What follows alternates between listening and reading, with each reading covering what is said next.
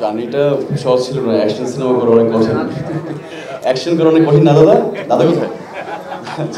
তো এটা খুবই ডিফিকাল্ট টাস্ক ছিল আমার জন্য, যে আমি আসলে এটার সাথে ইনভলভ হয়ে এটা ঠিকঠাক করতে পারবো কিনা। সো ফাইনালি উই ডান, আমাদের সিনেমাটা ডান। আর ফোনের বিষয়টা হচ্ছে আমি 90s কিড, তো সো আমার যার কারণে আসলে ফোনের প্রতি আমার অনেক বেশি মানে অ্যাডিকশনটা নেই।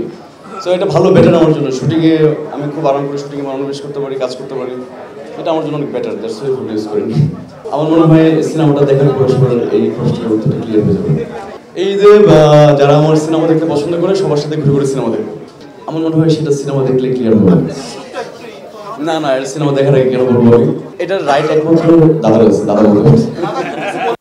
সেটা আমাদের একটা চ্যালেঞ্জ ছিল, এতগুলো লোক একটা সিনেমায় ক্যারি করা এবং সেটাকে আমাদের ওই লুক ধরে, টাইমিং ধরে এবং সেটা করার একটু চ্যালেঞ্জেস। এবং সবথেকে বড় কথা, প্রত্যেকটা লোকের তো পার্সোনালিটিও চেঞ্জ হয়। তো শরীফুল রাজের ক্ষেত্রে সেটা একটা ব্যাপার ছিল যে শুধু লুক তো একটা লুক, কিন্তু সেটাকে তো আবার পার্সোনালিটিতে সেটা ক্যারিও করতে হয় ক্যারেক্টারকে। তো সেটা যে সময়ের মধ্যে আমাদের ওরকম শুটিংয়ের মধ্যে গ্যাপও ছিল না, একটা লুক থেকে আরেকটা লুকে যে শিফট হওয়ার যে সময়টা খুব বেশি সময়ও পায়নি।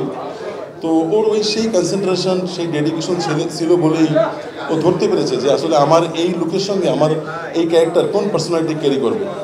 তো সেটা খুব ভালোভাবে পুল আপ করেছে এবং সেটা আশা করি সিনেমা করে ওর এটাকে এবং প্রত্যেকটা ওর অনেকগুলো এখানে লেয়ার আছে ক্যারেক্টার, এবং প্রত্যেকটা জায়গাও যেভাবে পুল আপ করেছে, যেভাবে প্রত্যেকটা আসলে অ্যাক্টিং তো অল অ্যাবাউট রিয়্যাক্টিং, যেভাবে ও বিভিন্ন পরিবেশের সঙ্গে রিয়্যাক্ট করেছে এই সিনেমায়, সেটা খুবই অসাধারণ।